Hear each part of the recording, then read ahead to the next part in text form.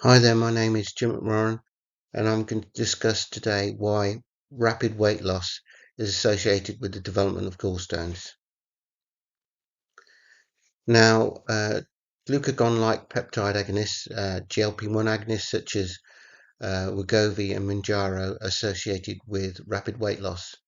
And trial evidence shows that the use of GLP-1 agonists, um, which are stronger, i.e. producing more rapid weight loss or used over a longer duration of time, are associated with the development of gallstones.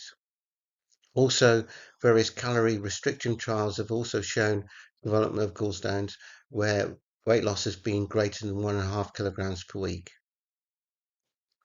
With respect to GLP-1 agonists and gallstones, these occur generally with people who are obese rather than people who are diabetic, and also there's an increased risk of pancreatitis associated with the development of gallstones, and this is reflected with the increased pancreatitis risk seen when using GLP-1 agonists for obesity rather than for diabetes.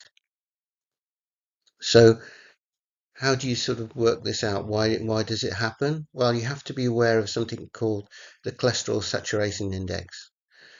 So, in terms of how cholesterol is transported in bile produced by the gallbladder, then it's dissolved based on the saturation of cholesterol compared to proportions of phospholipids and bile acids. And bile acids are either primary bile acids produced by the liver or secondary bile acids, which are primary bile acids metabolized by the intestinal microbiota.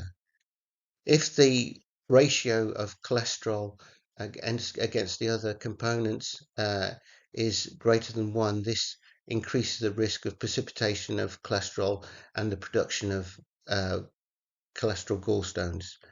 And cholesterol gallstones are the gallstones which occur in obesity rather than pigmented gallstone, which produced in a different manner.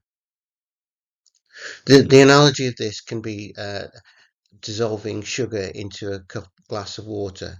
So if you consider the sugar to be the cholesterol and the water to be the bile acids, the less bile acids there are there, the less sugar will be dissolved before it precipitates.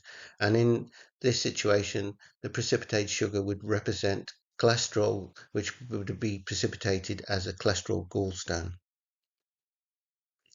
So in rapid weight loss associated with either diet or use of agents such as GLP-1 agonists, there are relatively less bile acids, and that means that there is a more tendency for cholesterol to precipitate and produce cholesterol gallstones.